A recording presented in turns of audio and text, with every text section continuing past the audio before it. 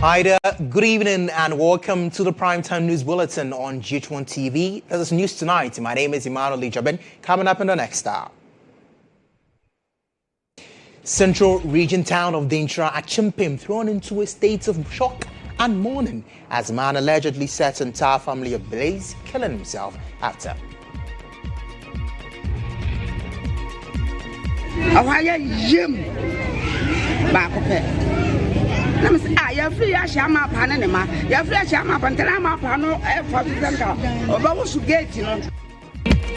Still on this broadcast, MP for Isutifi North denies inciting thugs against Naima's team on operations in the Afo region as he faces police probe. Details as Lands Minister engages Speaker of Parliament and Interior Minister for swift investigations. And Bureau of Public Safety applauds the police and military officers for acting professionally. OSP arrests GRA's acting head of legal for suspected corruption and corruption-related offences and obstruction of justice in the SML contract. Later in business, peasant farmers review National Food Buffer Stock Company is yet to purchase some 100 million Ghana cedis worth of grains from farmers as it raises concerns about rice gluts. And also, Tanzanian President Samia Suluhu Hassan sworn in for a second term amid tight security following an election marred by deadly protests. The details of these stories and many others coming up in the next 60 minutes. To stay with us here on this broadcast.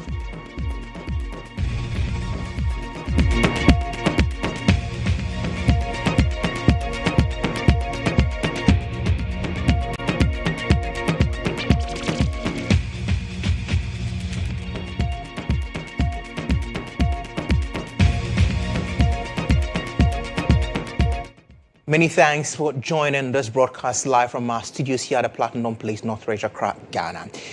Now, you may find portions of the story disturbing. Viewer discretion is advised. A man is alleged to have set his entire family on fire before taking his own life in the Agyabeng, a town in the Dentra East municipality of the central region of Ghana. The shocking incident has thrown the community into a state of mourning. There is more in this report.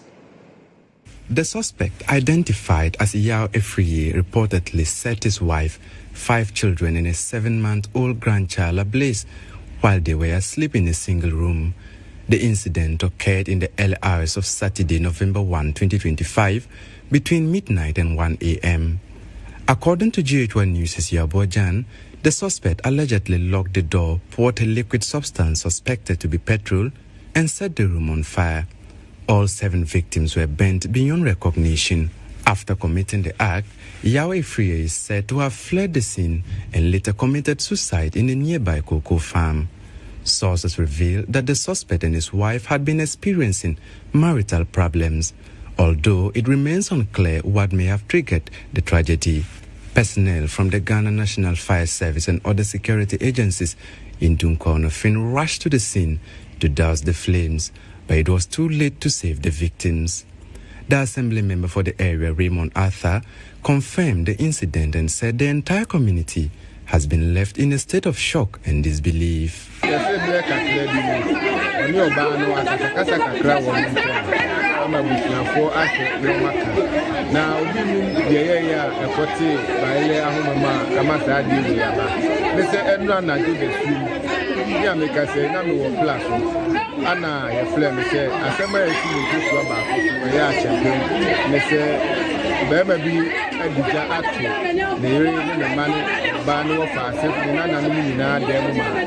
we were local, that's what and I'm so much free plus, so I will do any other.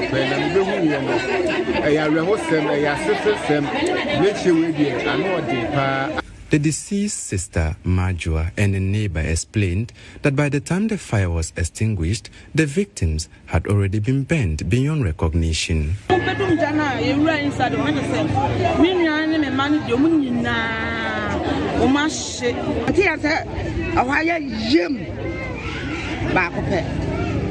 I'm saying, you're free as Shama Panama, you're free as Shama Pantanama Pano, for the Babu Gate, you know, Nanka to me, happy. The one on our Saturday, like I said, my will, my name is Marshall, you're free of Kumanimi Mo, you're free of Kumanimi Mo, and no one. Meanwhile, the bodies of the 7 victims and the suspect have been conveyed to the Dunko Government Hospital morgue for preservation and autopsy. Police investigations are ongoing. Apologies for some of the images that you saw, but heart goes out to the entire family. We'll be following keenly the story. Our Central Regional Correspondent, Agyabeng, is up to speed on the story and bring us more in our subsequent broadcasts. Away from that, the Attorney General has filed an application at the High Court to withdraw charges against Edward Agyabeng, the General Manager of Akonta Mining, after he offered to testify for the state as a prosecution witness. Edward Agyabeng is the 4th accused person in the case, in which he and the Ashanti Regional Chairman of the MPP, Bernard Entry-Boesiako, have been charged with illegal mining activities. Prior to declaring his intention to testify, he had pleaded not guilty to 3 counts, which comprised undertaking a mining operation without a license and 2 counts of abetting the unauthorized felling of trees in a forest reserve. On November 3 today, the Attorney General filed a notice of withdrawal of all charges against him. According to EIB Network's legal affairs correspondent Mutala Enusa, he is expected to be discharged tomorrow, November 4, when the case is called in open court.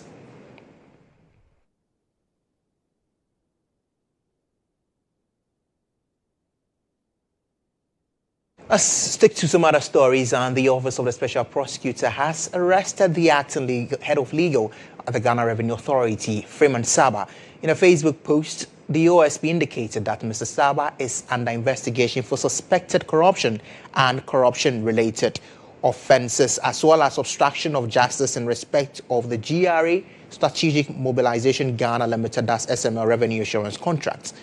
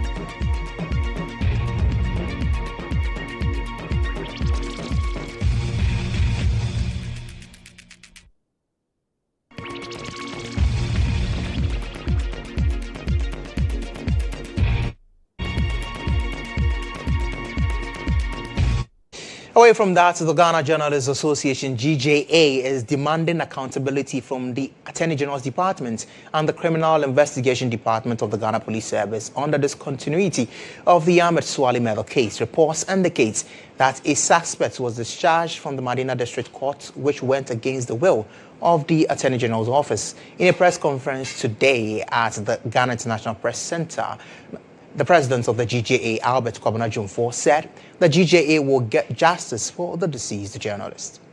Has received with deep concern and utter disappointment the news that the Madina District Court on October 14, 2025, discharged a suspect in the murder case of investigative journalist Ahmed Hussein Swale, following the decision of the Attorney General Department to discontinue the prosecution. This development coming several years after the cold-blooded murder of Ahmed Swale in January 2019 raises serious questions about the commitment and capacity of the state to pursue justice for slain journalists and protect press freedom in Ghana. The GHOne finds it extremely worrying that after such a heinous crime that shocked the nation and the international media community, justice continued to elude the family of Ahmed Swale and the entire media fraternity. The inability of the state to bring the perpetrators of this crime to book after nearly 7 years represents a grave blot on Ghana's record as a democracy that prides itself on the rule of law and freedom of expression. The Attorney General has sent a signal to the Ghana Police Service In regards to the case, the signal I saw was not to discharge or to withdraw the case, but the signal was to direct the Ghana Police Service or the police to intensify the investigation and also try as much as they could to arrest the other perpetrators involved in this heinous crime.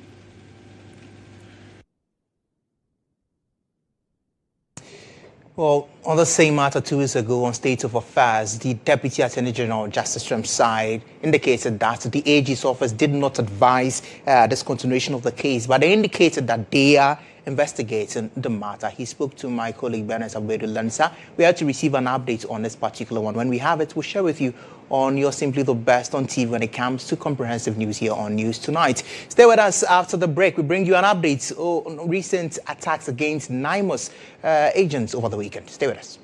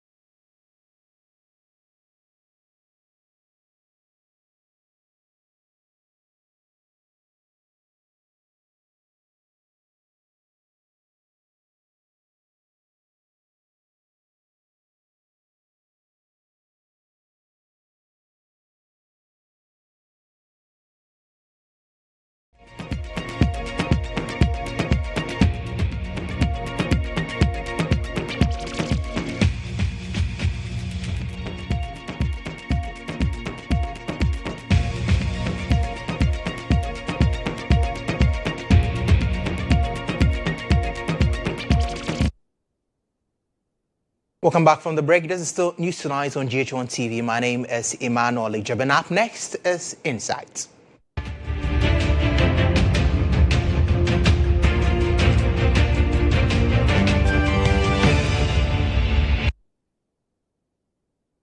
On Insight tonight, we focus on the 9-month attack over the weekend, and Member of Parliament for Esutufi North, Ebenezer Kweku-Adu, has dismissed claims that he played a role in inciting a mob that attacked the National Anti-Illegal Mining Operations Secretariat, NIMO's team at GHOne in the Ahafo region. A viral video shows the Director of Operations of NIMO's narrowly escaping harm after he and his team were being mobbed for arresting illegal miners. The attack has been condemned by some Ghanaians who are also demanding the immediate arrest of the Esutufi North MP and other persons implicated in the matter. Assembly member for Asante Ejai electoral area Al-Hassan Mohammed says the claim that the MP for the area organized the mob is false.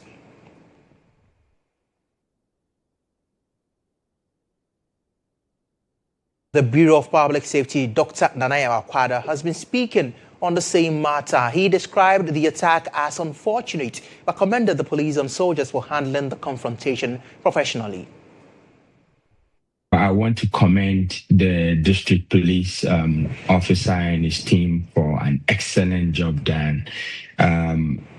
Situations were very tense. It was very, very volatile if you observe the videos, and these guys did great. They did excellent. I mean, for the first time in a decade, I am very proud of how the police conducted matters. And I also want to think that the soldiers involved also did great by maintaining their calm. These are guys with team firepower that they could have by leveraging on that firepower dispersed the team and attempted to get away. But looking at the crowd, it was also very tricky.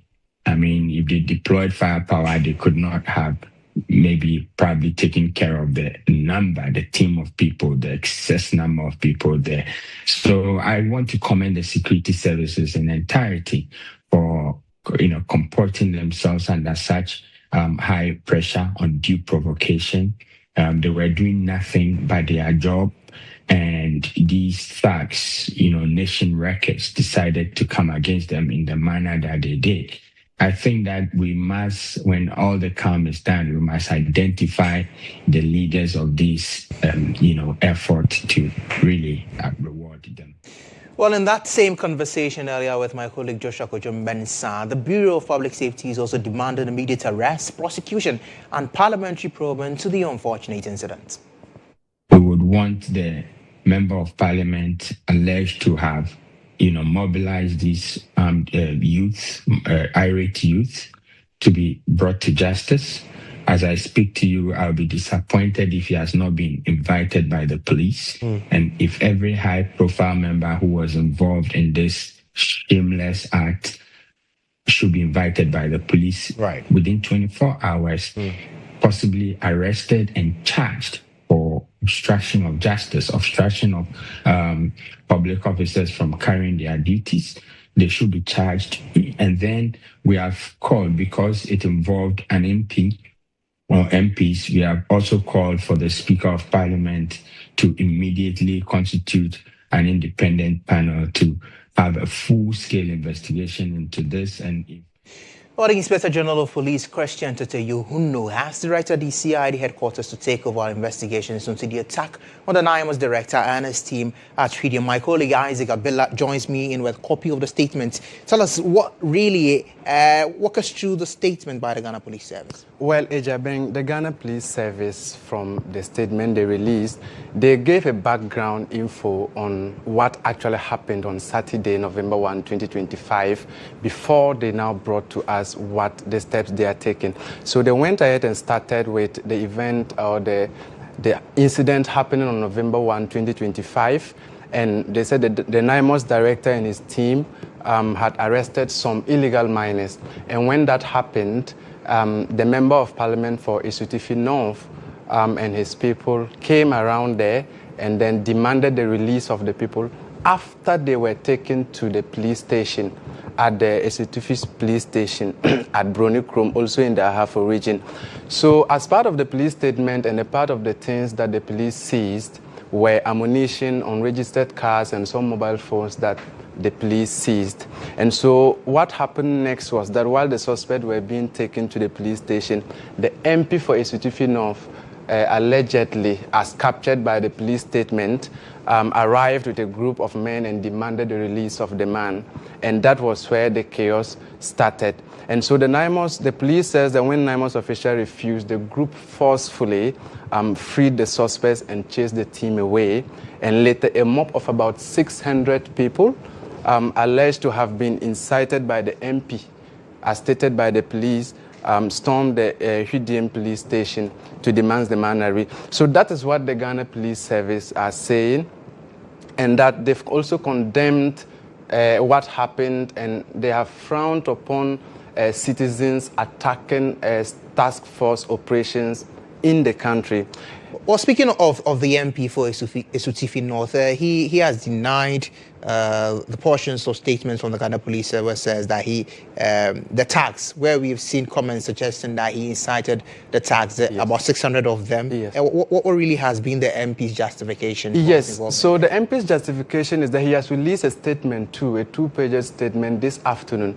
And what was captured in the statement is that he categorically denied what happened on Saturday. He said he was even on the way to a funeral, according to the MP, and he had no hand in that. And so when he was going to the funeral at Esutufi South, that is where Honorable Collins Dauda, that's his constituency. So when Collins Dauda wasn't around, he had to call him on phone. Okay. And when he did that, he directed him on what to do. He should bring calm and peace to the area. And that was exactly what he did according to his statement, and he never meant any harm. So the MP in his statement has also encouraged everyone, urged the citizens to disregard any statement that is tarnishing his image. He has also condemned the Ghana police in a way that he says the Ghana police, they've not regarded him as someone who wanted to bring peace to the matter, but someone who orchestrated chaos, which he is not happy with. So that is what the MP is responding, a denial, complete denial.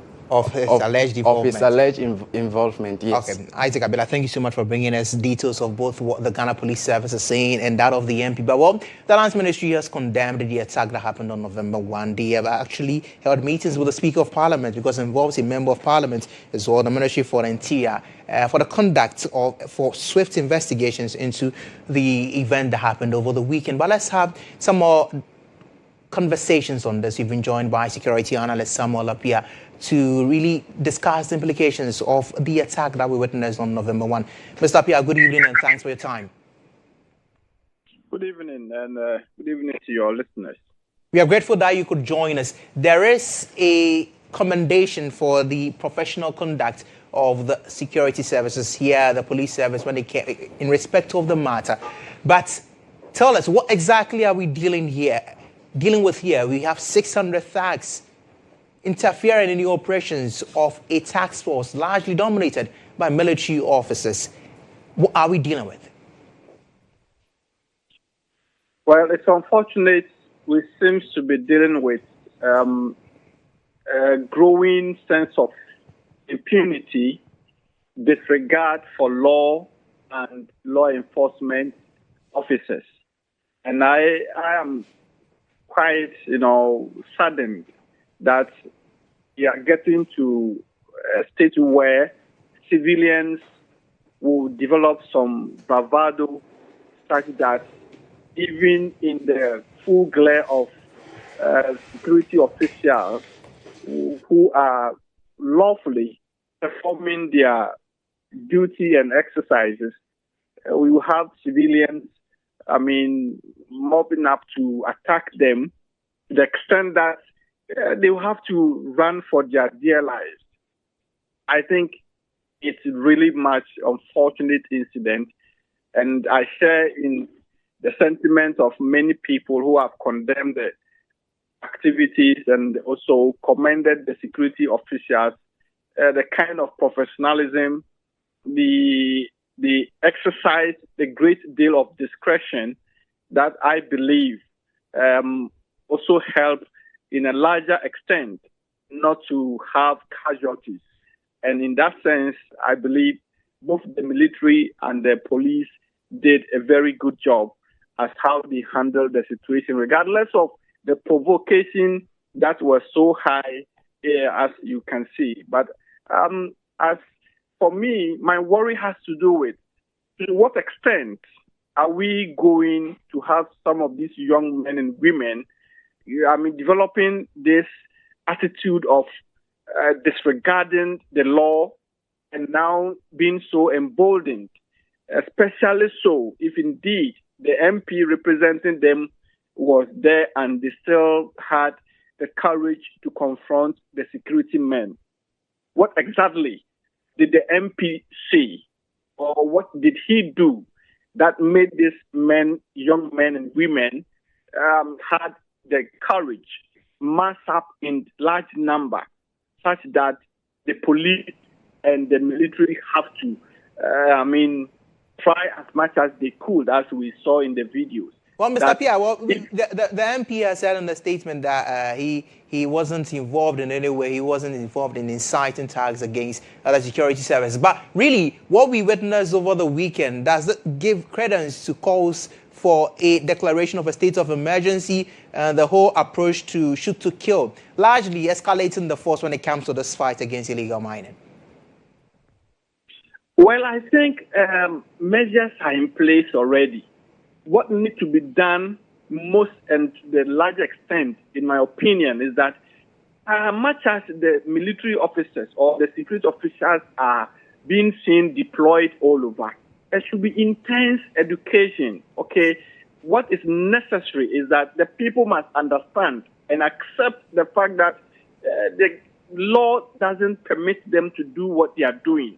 And so either the MP or DCE or a chief, whoever is involved, the law will deal with you.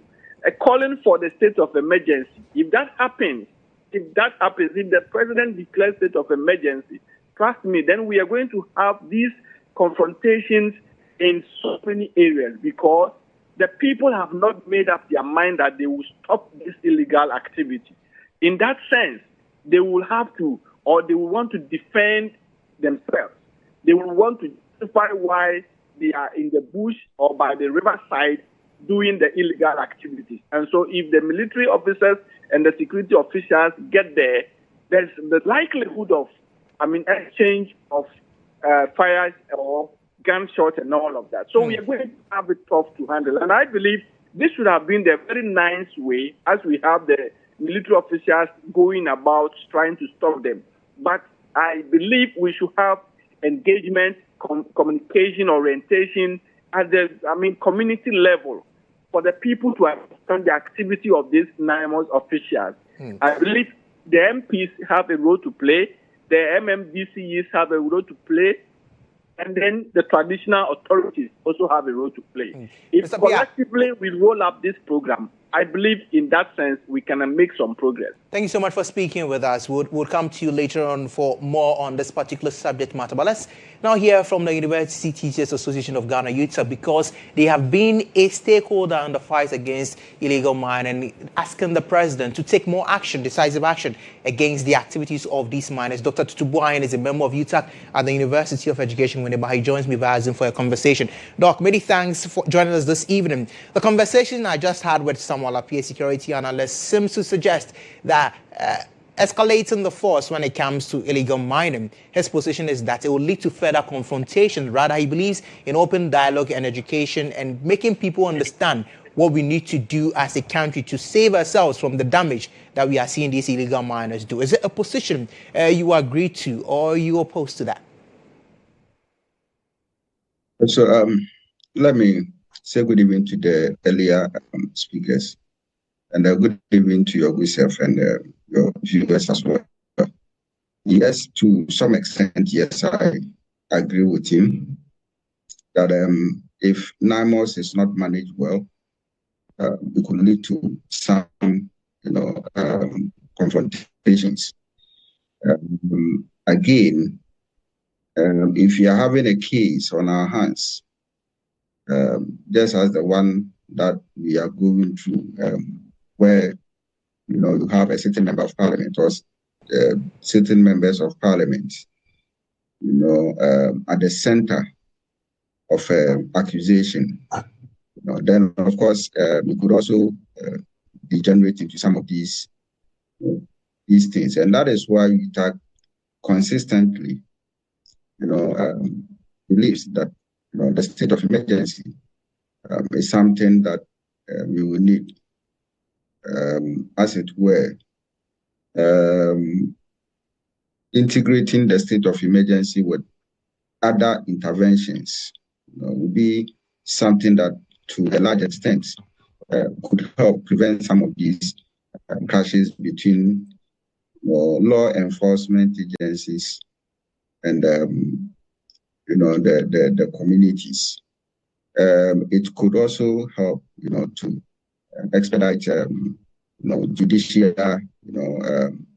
interventions and authorities, to prosecute people who, may, in one way or the other, go against the directive of the President, His Excellency Dramani Mahama. And I feel that it could also help us to stabilize the kind of peace that we all want in this country. Look, for reasons best for these conversations, I think that you are showing a river in your pictures, and I believe that is the Tano River. Okay, one of the largest rivers, around Esutifi South. And you see, the honest thing is that when you check the quality of the Tano River some years back and what we are witnessing these days, it's not anything that one can be proud of. I have lived, schooled, worked, within the Ahafo areas and the Bono areas. And the fact is that at the point in time, I said, when I was in training college as a teacher trainee, where I did one of my teaching practices at Tanoso, you could stand and see you could stand on the bridge and see the fishes, down the river, and it was used as a point where sometimes if you are not really, if you are bored, you are stressed out, you could go to the river, and then some of these the fishes you use as a, how do we call it, to distress yourself. But these days, what are we seeing? I mean, it's not something that we can think about now. Obviously, when we check the geographical location of Esutifi South, Esutifi North, it falls within the jurisdictions of and operations of the Newmont mines. That suggests to you that these are gold rich, areas. And so it is not surprising that people, from all walks of life are engaged in galamsey, but not when the president has set up NIMOS, mandated them to carry out specific job to, bring some level of sanity and certainly, Dr. Tutubuain, forest and our water body. But if these things are happening, then for me, it is a disrespect to, the orders of the president. It is a disrespect to the president himself. Dr. Tutubuain, certainly we are looking forward to what the nature of the investigations would be as the Lands Ministry is assured the probe. He says that the attack over the weekend and the perceived political interference by some members of parliament is a gross disrespect to the president and his actions when it comes to illegal mining activities in the country. But let's still stay with an insight on a separate matter concerning attacks on security services on here to immigration officers. were shot by unknown gunmen around 11 p.m. on Sunday, November 2, 2025, at Nagani in the Timpani district of the Upper East region. The officers who sustained gunshot wounds were quickly rushed to the hospital for medical treatment. Tragically, one of the officers has succumbed to his injuries, leaving the other in critical condition. The DCE for Timpani, Joseph Mbilla, stated that security agencies have launched investigations to track the assailants. According to him, the officers' rifles were taken away when they were attacked. To the people of the area not to associate this incident with the ongoing conflict in the Bonko enclave.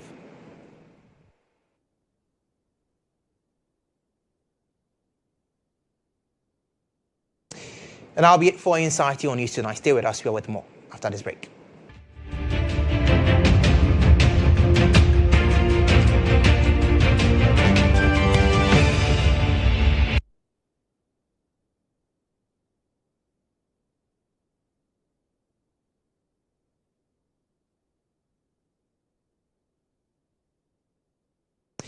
In a related development, separate matter here on News Tonight, President John Dramani Mahama has disclosed he is working towards the creation of a new regional security platform aimed at ensuring collaboration with Mali, Burkina Faso, and Niger in the fight against violent extremism within the West African sub-region. He says this move will bring the AES states on board in the fight against violent extremism. He explains as well that this has become necessary due to the non-involvement of Burkina Faso, Mali, and Niger, who are not part of the Accra Initiative, which was formed to coordinate West Africa's joint response to terrorism and instability. At a joint press conference with the President of Germany, Frank-Walter Steinmeier, who is in Ghana on a 3-day state visit, President Mahama noted that the fight against terrorism is not for the Sahelian countries alone, but a sub-regional one. Continuous dialogue and engagement to be able to resolve some of the mutual challenges that we commonly face. The Accra Initiative was set up as a platform for our joint fight against violent extremism in the West African sub-region. Unfortunately, currently, the AES states are not participating in the Accra Initiative. And so what I've been engaged with is seeking a new platform that can bring them on board, because the fight is not theirs alone. It's a sub-regional fight, because violent extremism is like a cancer. It continues to grow and spread. And so currently we have discussions. I was in Mali a week ago to discuss the issue of a joint platform where we can collaborate to help them, and the international community can assist in the joint fight. Allow me also to underline, ladies and gentlemen, the role that Ghana plays with regard to regional cooperation in West Africa. And I expressly welcome the fact that you, President Mahama, have assumed responsibility for regional cooperation and integration. We both agree that cross-border challenges like terrorism, transnational organized crime, and climate change too require cross-border responses, and this is just as true in West Africa as it is in Europe. The northern border region of Ghana is a case in point for this common approach. It borders on the central Sahel, which, as we all know, is hard hit by terrorism and instability. Germany, together with the European Union, is supporting efforts of the Ghanaian government that aim at creating long-term stability and development. And Germany has been cooperating closely with Ghana and ECOWAS. I paid a visit to the headquarters of ECOWAS last December and actually talked about these common challenges. And our objective is... The German president is on a 3-day working visit to Ghana. Our presidential affairs correspondent, Abdul Hanan Adam, will be following closely his activities and will update you, our viewers, on all his activities in the country. Stay with us. We have business news up next. The Business Brief is brought to you by CompuGhana, passion for technology.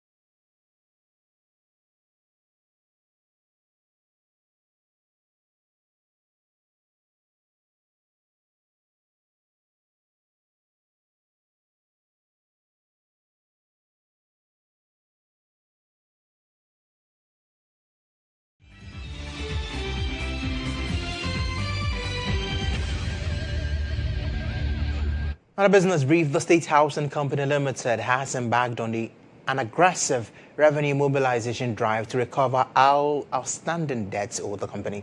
Officials say some clients have been unable to meet their financial obligations, including ground rents and lease renewals for the past 6 years.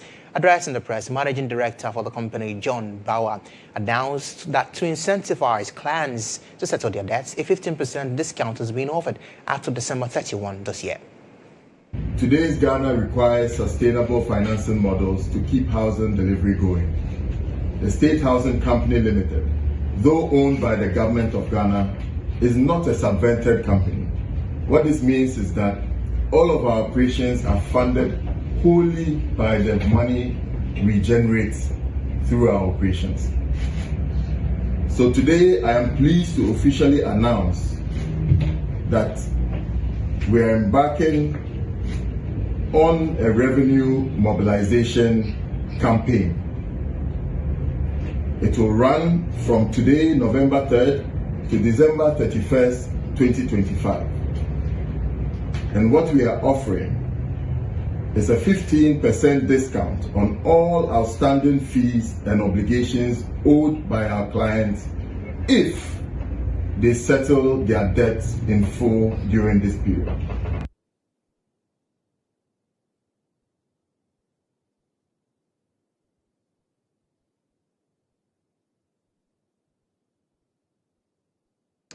Ahead of Christmas, the Accra Brewery Limited ABL is urging Guineans to practice responsible drinking. It reinforces commitment to responsible consumption through its annual smart drinking campaign, Cheers to Moderation. The initiative highlights moderation as a lifestyle of balance, mindfulness, and shared celebration. It aims to educate young people under 18 to abstain from alcohol, prevent drunk driving accidents as the festive season approaches. Over the years, ABL has engaged many youth groups and drivers on the need to drink responsibly. As part of this year's campaign, its employees hit the streets for trade visits, interacting with retailers and consumers, educating them on the importance of moderation and making informed choices about alcohol consumption. According to ABL's head of legal and corporate affairs, Solomon Eyia, the company continues to invest in programs, partnerships, and product innovations that promote responsible enjoyment. Its growing range of low and non-alcoholic beverages include Club Shandy and Better Malt, reflects its commitment to offering consumers more balanced choices. Basically, the big cheers is to showcase our investment in responsible drinking, in moderation, and especially around this time, everybody should be careful. Know your limits. So for people who are below 18, alcoholic beverages is a no-go area. We use this period that we are almost getting to Christmas to educate the drivers. We go to the big lorry terminals to preach responsible drinking, to preach limitations, there's something we call drink like a boss. You should know yourself, and as a boss, if you are drinking, be responsible. Through partnerships with government agencies and communities, ABL seeks to reduce underage drinking, promote road safety, and support retailers in responsible sales practices. For ABL, moderation is more than a message, it's a movement. By promoting smart drinking habits, such as pacing drinks and alternating with water, the company continues to champion a culture where celebration and responsibility go hand in hand, one toast at a time. ABL believes a continuous smart drinking campaign will encourage responsible drinking habits among the youth and discourage drunk driving by motorists. The Peasant Farmers Association of Ghana has expressed deep concern over the ongoing glut in the grain value chain, which it says is causing severe hardship for farmers nationwide. According to the PFAG, over 200,000 metric tons of unsold paddy rice and maize remain from the last farming season, and many rice farms are still unharvested.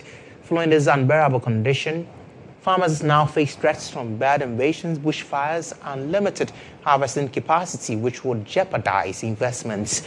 The association stressed that the situation has the potential to derail government's Feed Ghana program, as promises made by the National Food Buffer Company to purchase some 100 million Ghana cedis worth of grain from farmers is yet to be realized. Joining us via phone for a conversation is the president of the PFAG, Bismarck Owusu-Nortey. Bismarck, I'm grateful that you could join us. Do we have an understanding yet on the reason why the 100 million Ghana cedi promise is yet to be realized, and what indeed is the expectation of the government at this point? Well, good evening. Thank you for having me. Just a quick correction. I'm the executive director, not the national president. And I think on the point, 100 million. Let me add that we were quite happy when we said that the government has 100 million for NAFCO to top up the things that were left at the warehouses on the farms.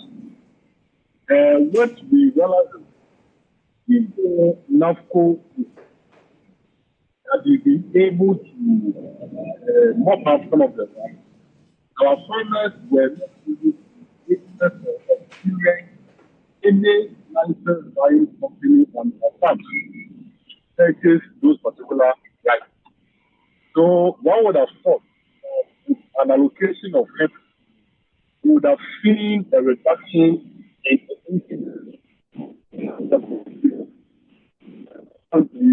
that has not been.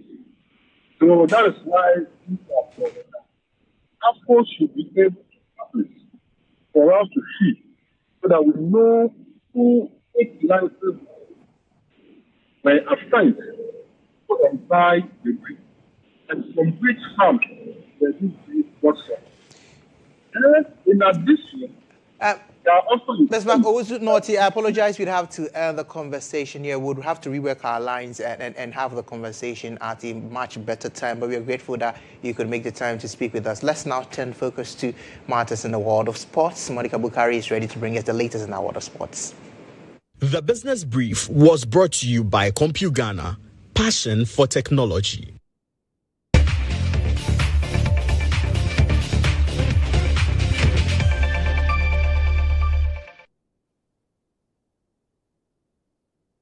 Many thanks for joining me here on Sports Brief. I am Monica Bukari. Let's begin with volleyball.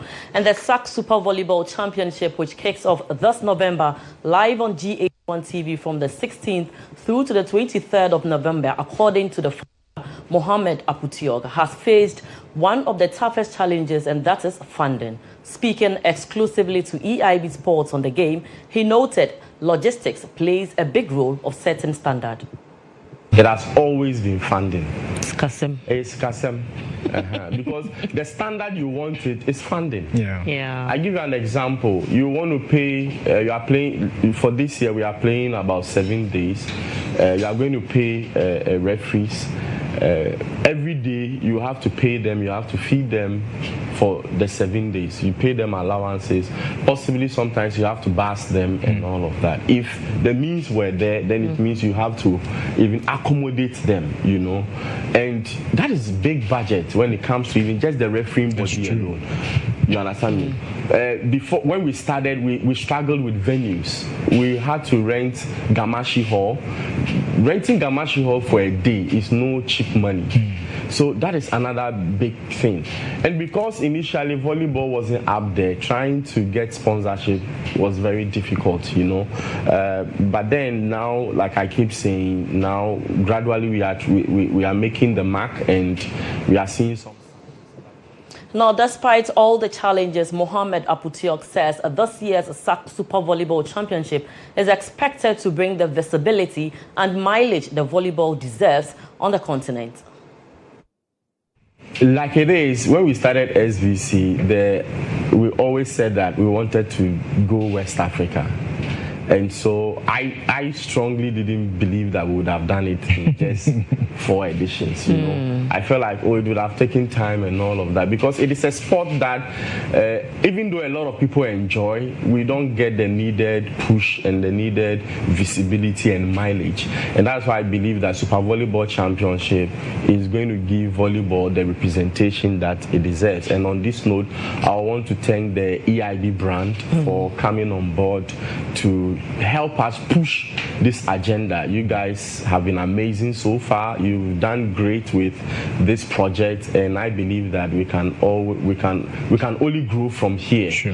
And so, for this year, like I said, we have already achieved that, which is to go West Africa. And now, away from that, an official date has been set for the upcoming WAFU B Under-20 Girls Cup to be staged in Benin. The new date is 7th to the 12th of November 2025. 3 countries will be participating.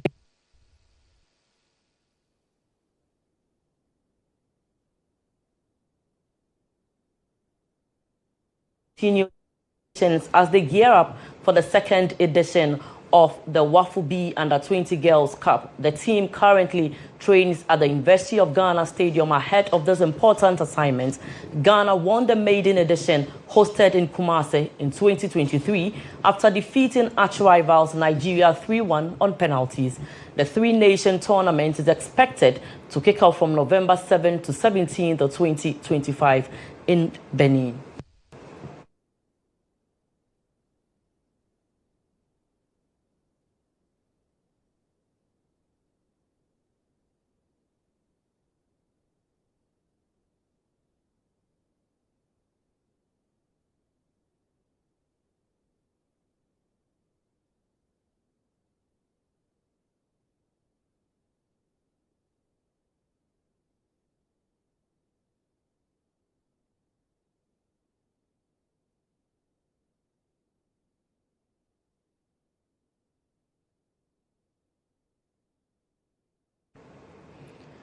Now, still in football, GHOne United have officially parted ways with head coach Stephen Desmond Isaboche following a challenging start to the 2025-26 Ghana Premier League season. The Hunters announced in a press statement parting company with the young tactician after just 8 matches in charge, during which the team managed only 1 win, 3 draws and 4 defeats. The poor run of form has left the club hovering near the relegation zone, prompting the management to act swiftly in hopes of turning the new season around. Meanwhile, an interim technical team is expected to take charge of the side ahead of their next Premier League fixture as the club begins this for a new head coach. GHOne United will be aiming to quickly revive their campaign and climb up the table after what has been a disappointing start to the season.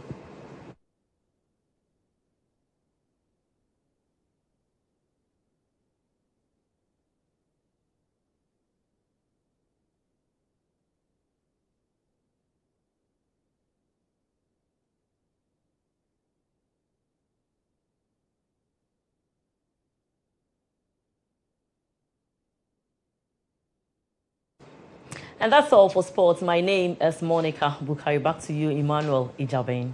Monica, thank you for the latest updates in the world of sports. Before we go, GHOne Limited is denying media reports alleging non-payments of worker benefits, mismanagement and irregular operations at its Bogo Prestige mine. In a strongly worded statement, the company described the reports as misleading, baseless and malicious, insisting it has been fulfilling its obligations to workers under a formal memorandum of understanding signed with the Ghana Mine Workers Union on August 8, 2025. According to the company, payments of legacy employee benefits are ongoing and being made in line with agreed timelines under the supervision of the union. GHOne, however, warned it will not hesitate to take legal action against any media outlet or individual that publishes or circulates what it describes as false or defamatory statements about its operations. The statement was signed by management of GHOne Limited.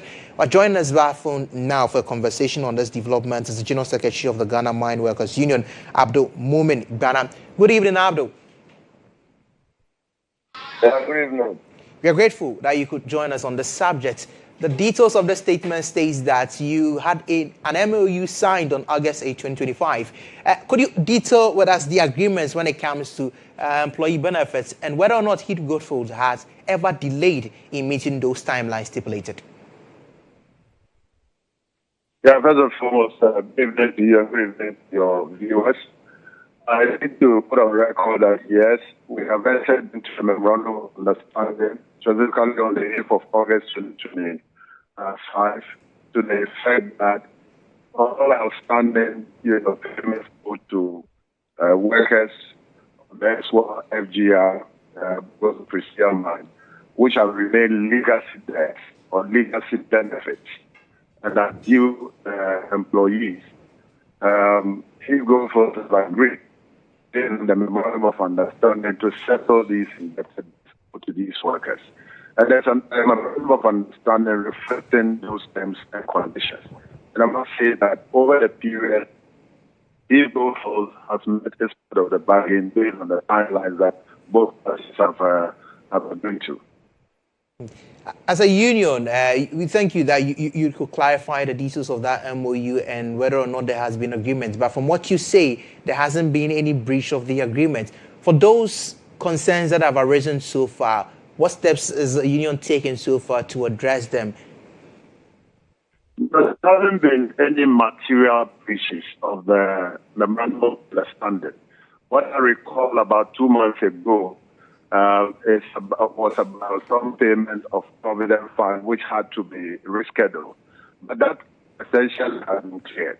So substantively, the material, effects of the agreement that was entered into between the parties is still relevant. The timelines have been met. As far as I'm concerned, there aren't any major concerns emanating from the commitments that both parties have made to the agreement. It's a schedule and it's a payment plan. That plan is being, adhered to. So if at any point in the course of implementation of this agreement, there are any concerns emanating thereof, we will do so on behalf of our members and we will ensure that they are properly redressed.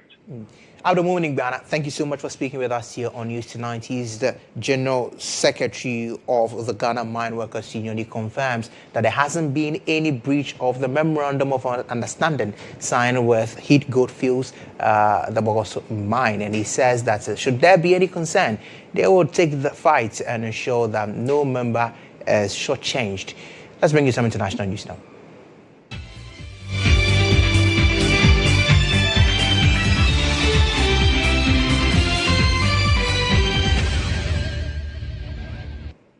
Tanzanian President Samia Suluhu running for a second term amid tight security following an election marred by violent protests and rejected by the opposition as a sham. According to the BBC, the inauguration ceremony was held at a military parade ground in the capital, Dodoma, instead of a stadium as in previous years. It was close to the public but was shown on live TV. Samia was declared the winner on Saturday with 98% of the vote. She faced little opposition, with key rival candidates either imprisoned or barred from running. International observers have raised concerns about the transparency of the election and its violent aftermath, with hundreds of people reportedly killed. Today, Monday, election observers from Southern African Regional Body, SADC, of which Tanzania is a member, issued a strong statement saying that in most areas, voters could not express their democratic will. The observers highlighted restrictions on the opposition and suspected ballot stuffing. The authorities have sought to downplay the scale of the violence. Some Tanzanians also say that they have not seen their relatives since the polling day.